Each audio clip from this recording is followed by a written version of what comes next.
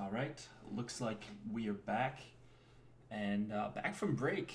What's up, everyone? This is the Osmo.com NHL Hit the Ice show. We have just two games to get started with as we ease our way back into some NHL. This is not a very good slate at all, but I'm here doing a show, and hopefully we can figure some stuff out as we go along. We kind of got all the information we needed right away in the morning. A couple line changes here and there. There's no article today just because there's so few things to talk about.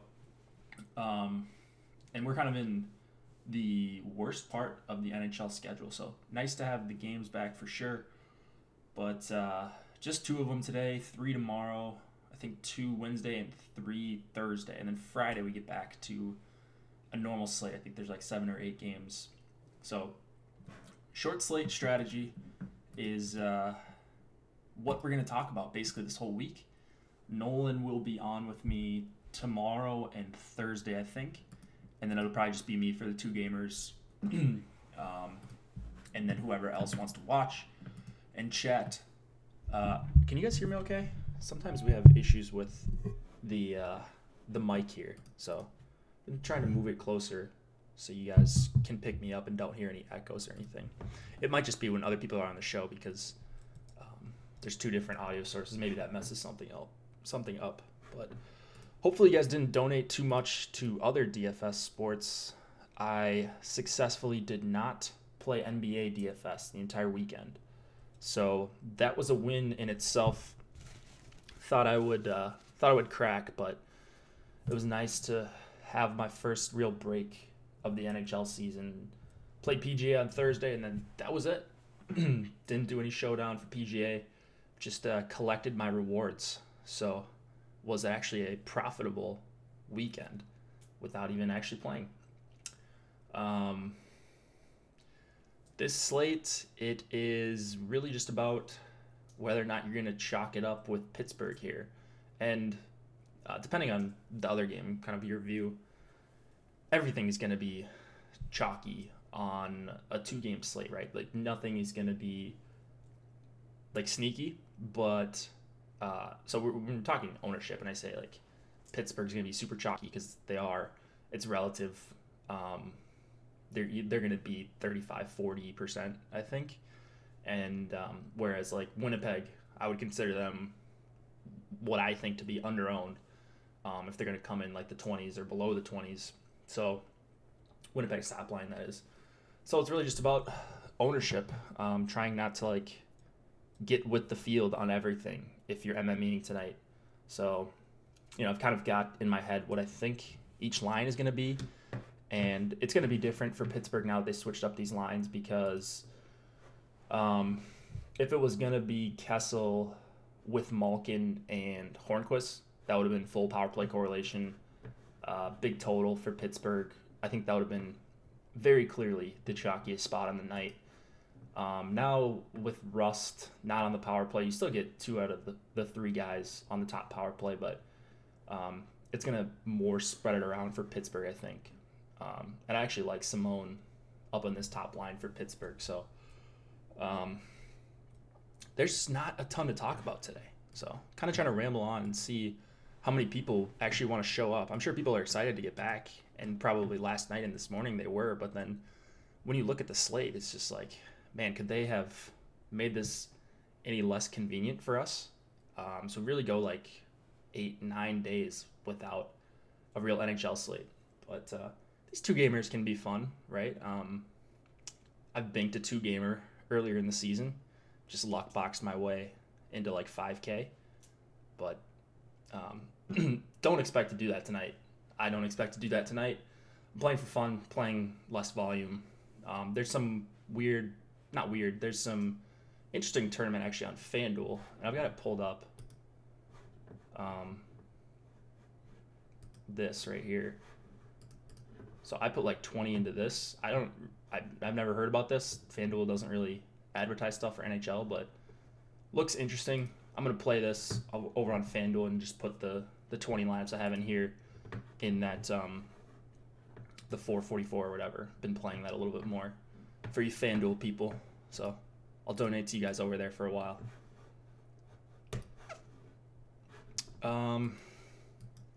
What's your take on full line stacks tonight? What's up, Nolan? Seems like you've got to get more creative. Love to throw in some line fours, do you mean, Nolan? Or what does 4L mean? Fourth lines? I'm assuming that means fourth lines, right? I'm not including fourth lines, but like we've seen it happen. We've seen our buddy Testosterone binked with Anaheim 4 a few weeks ago. So if you want to do it, like 2-game slate is exactly where you'd want to try something like that. You can power play stack. Just nothing's going to be sneaky. So I think you take 1 or 2 big stands on ownership. If you like Pittsburgh, go way overweight on Pittsburgh. It's going to be tough to do without basically going all in, but if you like it, go all in. If you don't, go underweight on Pittsburgh, which is what I plan to do right now. That's probably where I'll end up, basically splitting ownership between the Crosby and the Malkin lines, and the Brassard line actually I'm going to throw in. And then I'm going to be overweight basically everywhere else, it sounds like. So the Zajac line, specifically on the Devils, who also switched up their lines, but I actually really like this first game. So we'll go through it. There's a couple of reasons why. And I'm not even talking about like the narratives. I think people in the Slack earlier today were talking about how there's more goals scored after the All-Star break. I don't know about that. It could go either way. You could see a lot of very sloppy hockey tonight, and the games end up 3-1 with 38 shots combined, or it could just be a big back and forth. You just never really know. So I try not to play into that too much, especially on a 2-game slate where everything's already super concentrated. I think, again, I always try to mention this on 2-game slates, but if you are full stacking, like, don't be afraid to leave salary on the table. Like, leave $1,500 if it makes sense. And what I mean by that, like, is if you're going to, let's do this right here. Oops, not Laden. So if you got this full line stack, okay, you've got all the money in the world to fit in basically whoever you want. But if you're going to like this and this, like the obvious thing would be to put in Letang. Okay, there's going to be 15 variations of this in a tournament. And that's fine if you're running a bunch of lineups, like have one like that, but you're going to get closer to filling up all your cap space if you do something like this. So let's go Hart, and then, well, you wouldn't use Hart probably. You wouldn't use a player against your goalie, but $900, that's something that you would do on a normal slate. I don't know why I just cleared that, but if you do the same thing, you go like Goss to spare, and then you go Morrissey or something like that. There's no goalie that's going to get you even close. So that is just going to make you unique in itself, but you have a very good, well-correlated lineup still. So I just try to think about it like that. Like, don't forget the name of the game is correlation. So don't be worried about leaving 2K on the table, especially if you're MMEing. Like, a lot of your lineup should be something like this. You should have $1,200 left over. You should have $3K left over in some lineups if you're just mixing and matching lines. Because a lot of people are just, especially hand building people, are just not going to do that. So I don't really pay attention to salary all that much, especially not on 2-game slates. So that would be just kind of my overall advice. We actually haven't had a lot of 2-game slates. There was one at the end of October. I think there was one right at the start of the year, and then we've had one. We haven't had any in the new year, and I don't even think we had any in December. So maybe November is the last time we've had an actual 2-game slate. But for the most part, the strategy doesn't change. For me, it's just play very correlated lineups like you normally would. So Let's just go through these games really quickly, and then if anybody's got questions or wants to see anything on Fantasy Crunch or whatever, I'll open it up, and we'll just go through whatever, because this is going to take about 6 minutes to go through. Winnipeg at Philadelphia, 3.4 implied total for the Jets, 3.1 for the Flyers. Laurent Brossoit going up against Carter Hart. This one has a 6.5 total. The other one has a 6.5 as well. So there's really no edge there in ownership if you're looking for a gauge. I think overall this game, or both Winnipeg and Philadelphia, are going to be pretty easily lower ownership than Pittsburgh. Both the top two lines, I think those are going to be super chalky. It makes sense. Huge total there. Winnipeg 1 might be my highest exposed line on the night. If not, it's likely going to be the Couturier, Lindblom, Voracek line. Do what you want with Lindblom. He makes the line super affordable. He can fit in everything. He still does correlate, so it's really easy. Like I was talking about earlier, it's really easy to just leave him off and upgrade a guy that's 2K more and basically do the same lineup. If you're going to do that, I would do something like adding in Simmons or something like that. I think in general it makes sense to just leave on Lindblom, because if they get a goal at even strength, and for some reason if he gets a goal, you're still passing the field on a lot of people who still have Couturier and Voracek and left him off. So you're going to see ownership on Couturier, you're going to see ownership on Voracek, but you're going to see maybe half the ownership on a guy like Lindblom. Same thing with Dominic Simone, same thing with Rust, same thing with Tanner Pearson. So that's why I like full stacking on these 2-game slates, because people just try to fill up their salary, and I'm just not really worried about it. So matchups here, oddly enough, the two lines that I like maybe the best on the slate tonight are going to go up against each other basically the whole game. It's going to be Couturier going up against Scheifele, Wheeler, Connor. That is fine basically both ways. I think Winnipeg 1 is matchup proof. Like they're maybe in the tier right below the Boston ones, the Colorado ones, whoever else you want to put up there as a line that I don't really care about matchup all that much. And we're just chasing raw points tonight, because none of these top lines really grade out as great values for me. When you're just chasing raw points, they can get it done on the power play. They're fully correlated there. It's not going to take that much if Pittsburgh does flop or underperforms. So you're just putting yourself at a huge advantage if they're going to be 10-15% lower owned than Pittsburgh 1. At higher stakes, Pittsburgh 2. At higher stakes, it's probably going to be more spread around. It usually is because guys just pay more attention to game theory, and they'll take lines that maybe aren't in optimal spots, but it's just sharper, I think. I think at lower stakes, or mid stakes, whatever you consider, like the $8, I think you're going to see Winnipeg 1 lower owned than Pittsburgh 2, which is a mistake in my opinion. So Couturier line going to match them. I'm not really worried about that. Like I said, you're chasing raw points. That is the best value line on the night for me. Not really worried about Scheifele, Wheeler, Connor defensively, especially on the road. And then even if they end up not matching this line the whole game, the rest of Winnipeg is not really worrisome, especially this second line. This line goes really easily with both Pittsburgh lines, so I think this one's going to be a little chalkier. You've got Konechny, who people like to play. These lines are going to be somewhat close, I think, in ownership, but I think as a whole, the Philadelphia 1 line that you're seeing on your screen does get higher ownership than the Couturier line, and I like the Couturier line just a little bit better. This line, and people will be on the matchup as well.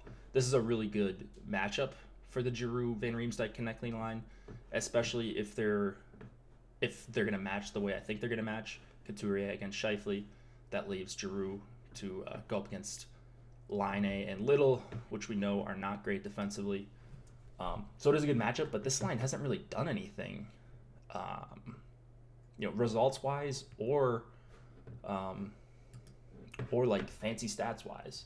So I don't know. I'm leaning Couturier line. I'm not leaning there. That's where I'm going to end up. I will have the JVR Giroux Konechny line. I'm playing pretty much everyone tonight, but this is where I'm making one of my stands. This is where I'm making one of my stands, and that's really about it for this game. I think this line does make sense as a filler stack. Good numbers for this one. They're gonna get the Philly 3 line quite a bit. They're probably gonna see some time against the Giroux line, which is not good defensively. The Little line, I think they have a really good matchup because, like I said, this line is not good defensively, but I just don't like playing Little and Roslovic. So if I'm going to this line, it's probably just line A in place of someone like Connor, but I don't really want to do that because why wouldn't you just play the guy that's 1K cheaper? I know he doesn't have the nuclear upside, but I love Winnipeg 1, so why am I taking a guy that's less correlated? I don't know. That's just how I'm thinking about it. This third line for Philadelphia 3 is who I'm talking about. They're nothing more than a filler for me. Don't think you should be playing them in any significant portion of your lineups tonight. The Morrissey Trouba thing for the Jets, they've been going back and forth. We haven't really gotten a clear indication as to who's going to be on the top power play. It's listed as Trouba. He's been there the last couple of games. Their power play has really struggled. I didn't see power play. I didn't see what the Jets practiced with their power play in the last couple of days, or yesterday I think was the first time they were allowed to practice. So I'm just treating it that Trouba's going to be there. Not super confident in it, but I'm ending up with a lot of him because PP1. So he's the obvious guy. I'm going to try to force in some lineups with Winnipeg 1 and Morrissey, just because they're probably going to skate a lot of even strength.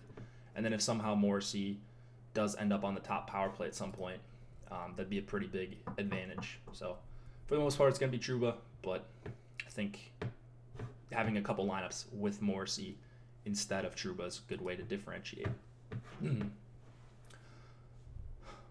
What else here? Sami Niku punt at 2,500. It just doesn't really do anything for me. None of these guys really, besides Myers. I'm just not really going to have them, besides the top two, obviously. So the power play guys here for Winnipeg. Sandheim, I think, makes for an interesting punt, if you call that a punt, for 3,600 on the Flyers. And then Gostisbehere, Provorov, they're listed on the second power play because Philly is, I guess, still trying out the 5-forward thing on their power play. Who knows how long that sticks. Yeah, same here, Vots. Niku, nah. Sandheim, yeah. Yep. So Gostisbehere is my favorite guy here. But again, same thing kind of over here. I'm going to have some Philadelphia 1 and Philadelphia 2 with Provorov as a way to differentiate a little bit. All the Gudas, I probably would play Gudas more. He does come up as a decent value for me when he's like 3K. When he's 4K, where's the upside? Number one, not that you need a ton of upside on the slate. He's not going to be owned, so go ahead, Josh, if that's your guy. Just a little worried about him playing third pairing and no power play. Carter Hart has the most upside on Philly and worst downside. I mean, I suppose. Probably going to see a decent amount of shots. One more thing, Corsi so smartly pointed out earlier today is that Furman South is reffing this game. So just a little cherry on top for this one. I don't think either team is particularly good on the PK. Winnipeg struggled on the power play. But I think there's going to be opportunities here for both teams on the power play. And with lower overall ownership here on both of these teams than Pittsburgh, that's where I'll be overweight. So by contrast, this next game is going to be one that I hope stays somewhat quiet. Devils and Penguins, 2.8 implied total for the Devils, 3.7 for the Penguins.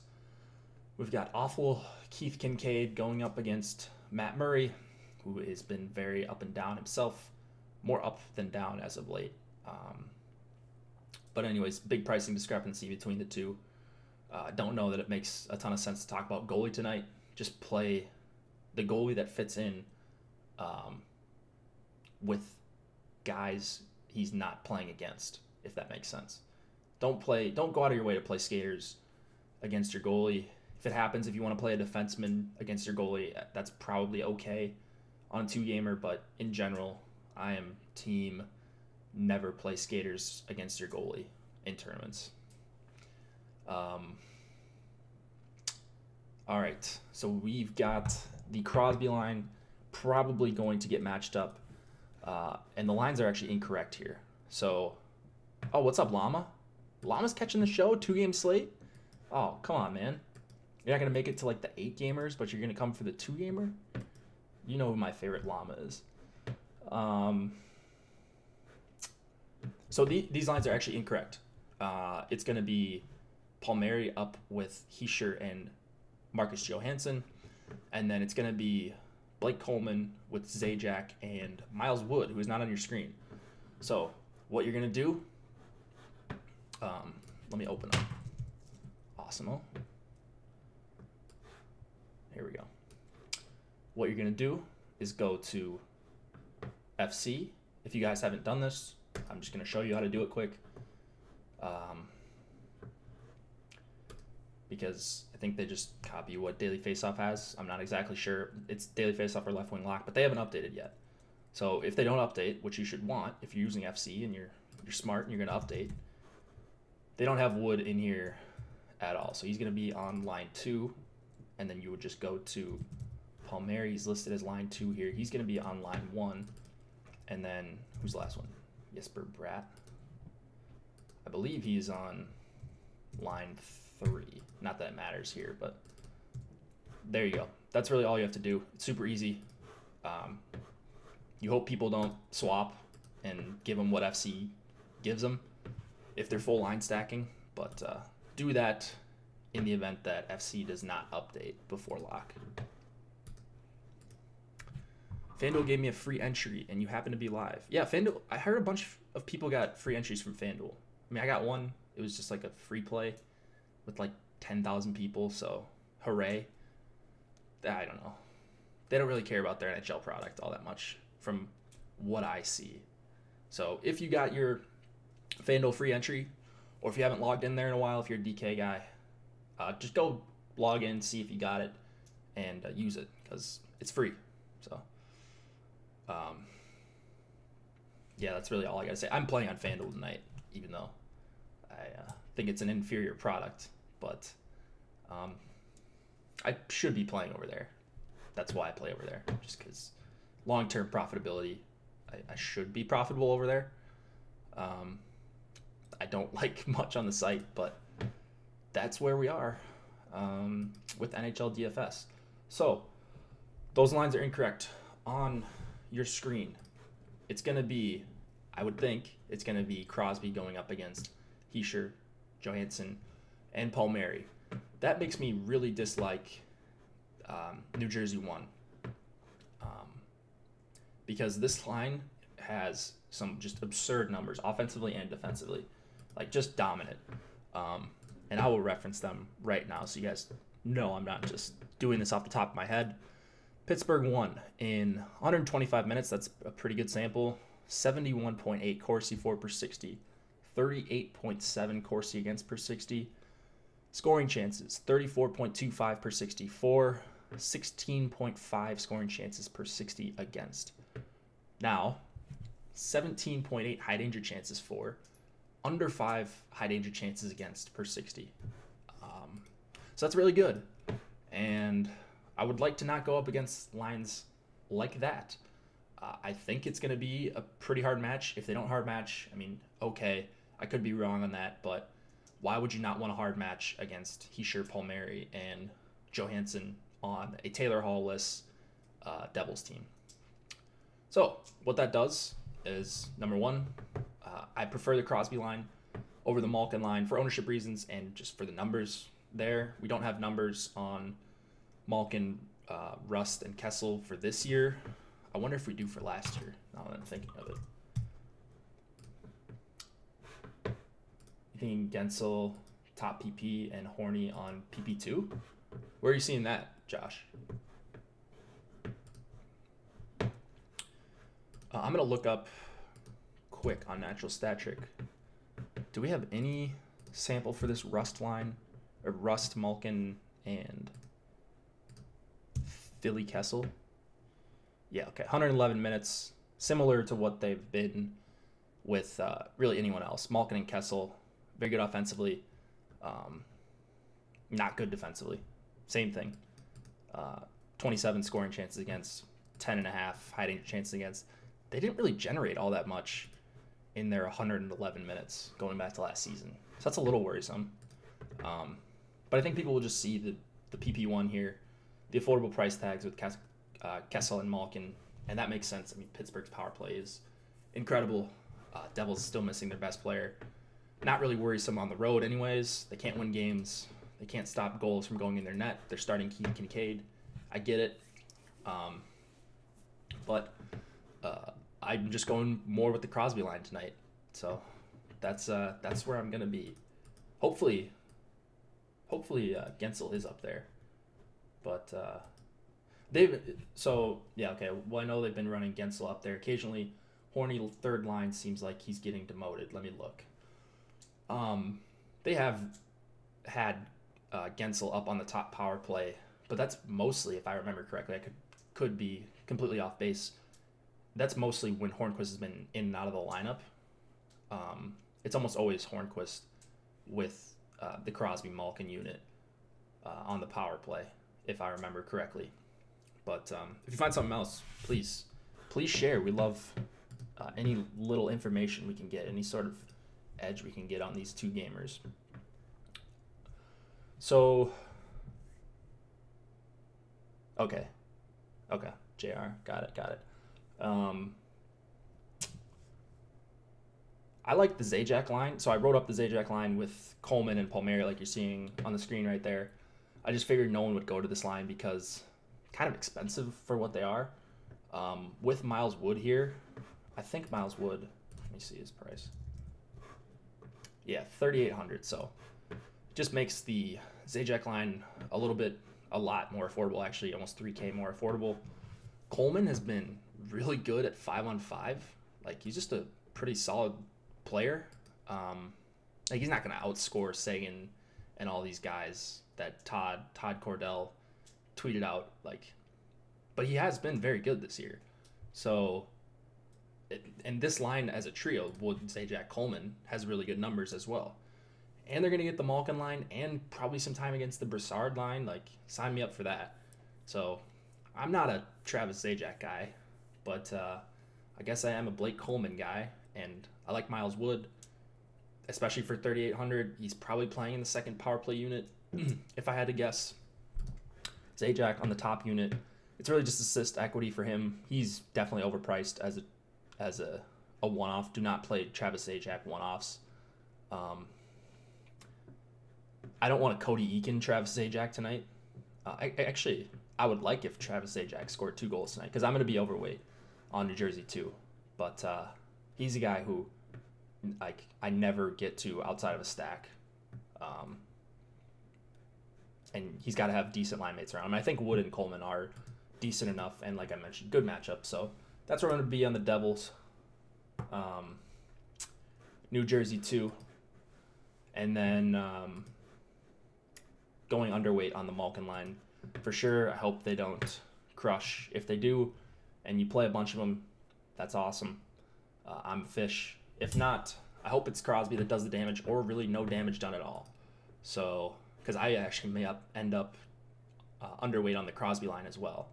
The only guy I'm probably going to comfortably end up overweight on the Pens here is Simone, because I'm going to include him in all my Crosby line stacks, whereas he's probably the guy to leave off for a lot of people. Last man in, Claude or Sean? Couturier, FanDuel center. That's really close. Let's see what I have them projected at.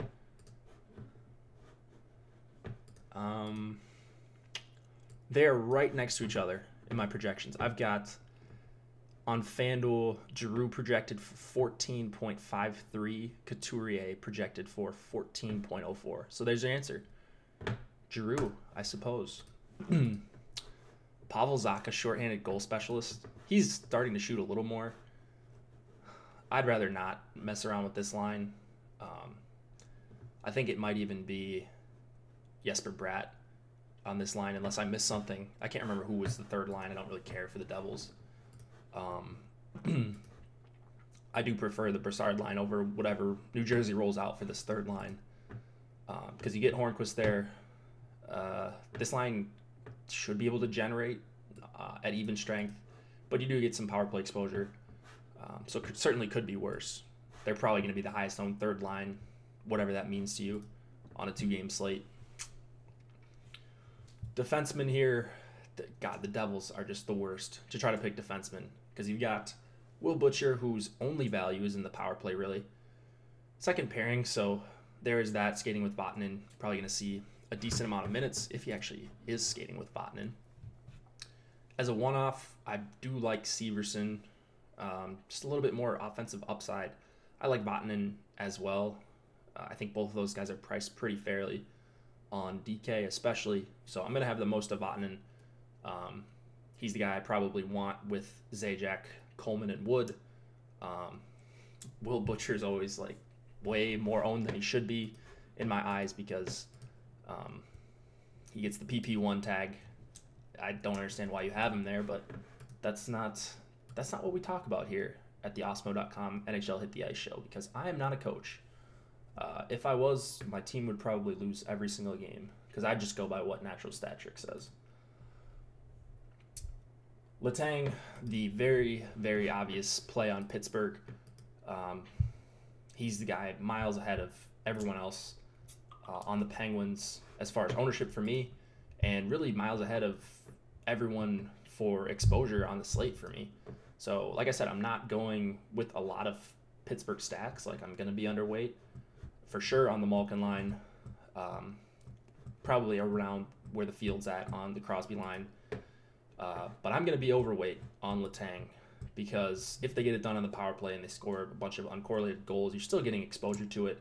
It's a good chance Letang gets a multi-point effort and is a top 1 to 2 raw point defenseman.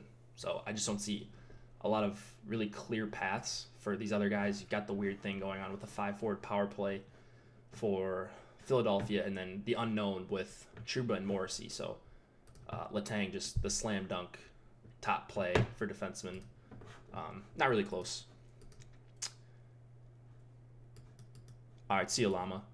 Almost NASCAR season. Yeah, I'm looking forward to it, because you crush NASCAR. So I'm going to have to degen that. Only play Boyle on cancer night. Nice. Is Boyle? Yeah, I guess he's still on the top power play. Okay. I don't think you need to go there.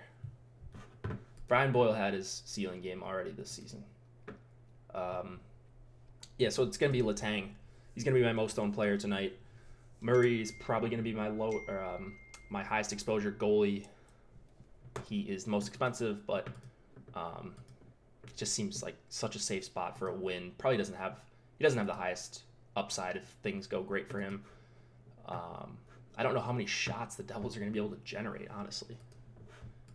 Yeah, I mentioned Winnipeg 3 Corsi, just kind of in passing. I think they're one of the better filler stacks that's dirt cheap tonight. Oh, last thing. Well, not necessarily the last thing, but you should, if you are multi-entering tonight, like let's say you're making more than 20 lineups tonight, you should have some Josh stacks. I certainly am going to have. What a Josh stack is a 5, usually 6-man stack with the goalie. Because if a team puts up 5 goals and the next highest team has, like, let's say Philadelphia puts up 5 goals, you can probably pinpoint where most of the scoring is going to come from. So if both lines get a full line goal and then it's on the power play too, you're just way ahead of everyone else because not a lot of people do this kind of thing. And you should be doing it with a small portion of your lineups on especially 2-game slates, but even like 3 and 4 would be around the cutoff for me. But you should have stuff that looks like this, 6 forward stacks, or if you don't want to do 6 forward stacks, leave off Lindblom, go Provorov or Gostisbehere. There's your line A bullet. Like, do stuff like this. That's a good way to differentiate while also playing 2 good plays that not a lot of people are going to have. So just wanted to mention that. Hopefully can take it down with the old Josh stack tonight. Shorthanded goal, donk, upside is better against a 5-forward power play. Yeah, that is a good point. You mentioned that maybe last week or 2 weeks ago, Corsi. So these guys do play. A Perot I know does. I think Lowry also plays shorthanded PP. Or I'm sorry, they play shorthanded on the PK. 5 forwards, they're not defensemen, obviously. They may not have the best defensive instincts. You're trying to score on the power play. One shorthanded goal could completely swing the slate here, especially at these prices. Okay. Lowry and Tanev are on the top PK by a large margin. Okay, so maybe not Perot. But you get the point. Yeah, that is a good call, Corsi. Definitely more shorthanded goal equity if that exists. That's overthinking it. The last few pit games I watched, they were giving up breakaway after breakaway on the PP. Well, wait, why is that overthinking it? I mean, it's not like you should just jam in Winnipeg 3. That's not what I'm saying. But there is that little added bonus. So one thing like that could break this entire slate on DK, where you get the shorthanded goal bonus and the shorthanded assist bonus. So. Oh, I see. 5-forward PP. Yeah, I think that is overthinking it.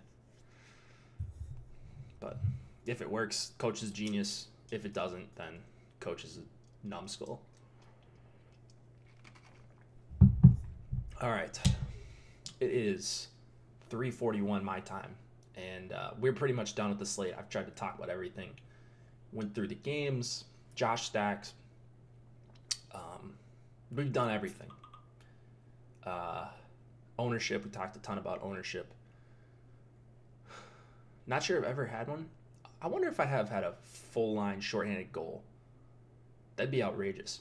So I know it happened with this line actually last year, maybe early this year.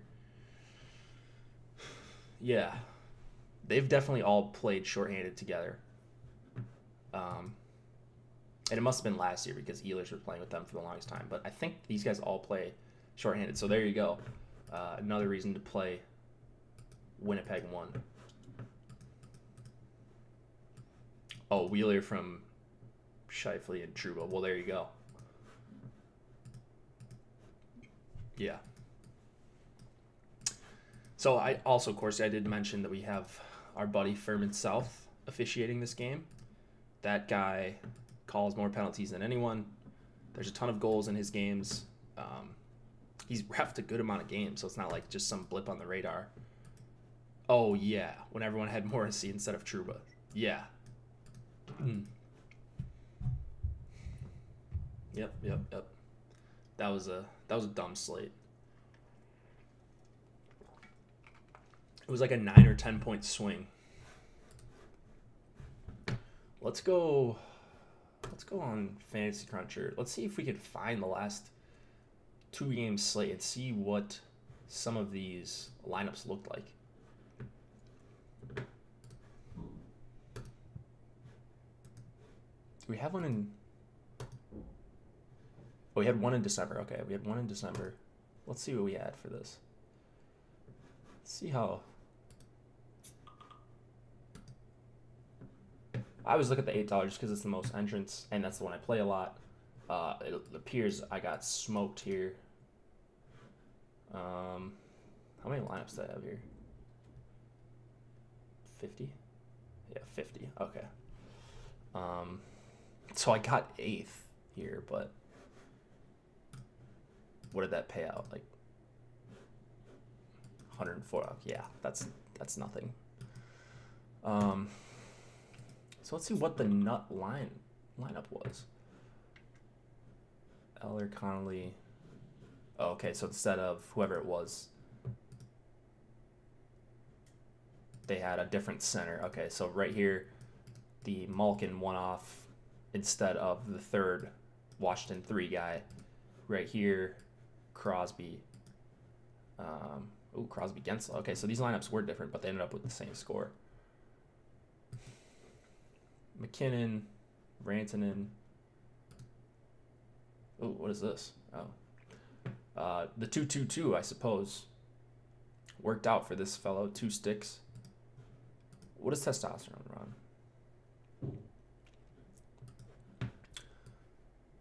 Yeah, okay. So testosterone does not almost ever deviate from this. So full Washington 3, I'm assuming Smith-Pelly was the other line mate with Connolly and Eller. McKinnon, Rantanen, Landeskog, you've heard that before. PP1 guy, PP2 guy, and then correlated goalie with Colorado 1.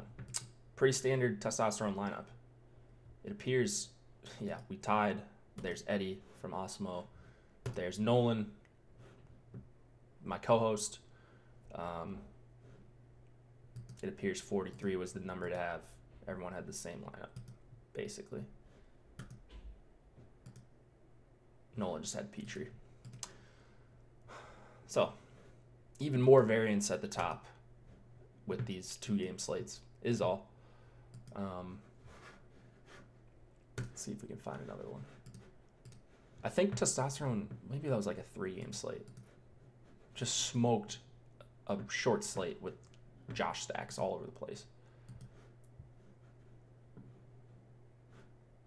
Oh, this is the one I binked. Okay. This had to be it. Just some garbage lineup. Yeah. So I had, I mean, not garbage lineup, but not as much correlation as I probably should have had. Okay, Lindholm, Monahan, Gaudreau, Frolik one-off on the same team. You know, it was different, I suppose. Besser, Pedersen. I remember watching this game. Dumble one-off. So just basically one different. I don't know if it was Goldobin or whoever, but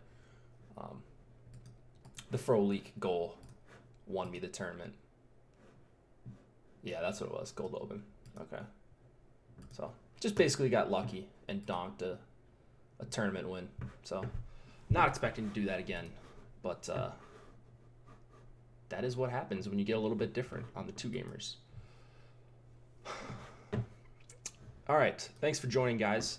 We have a 3-game slate tomorrow, and Nolan's going to be on with me. So make sure you come back, subscribe to osmo.com, give us a like, and hit the subscribe button if you want to know when we go live. You'll get push alerts, and you can set those up on your phones or whatever devices you're on. Appreciate you guys watching. For the 2-gamer, excited that hockey's back. Can't wait until we have even a 3-gamer tomorrow. Will be a little bit of a breath of fresh air, I'm sure. 2-gamers are tough. 3-gamer, a little bit better. Good luck tonight. And let's make some money for the second half of this season. Good luck, guys.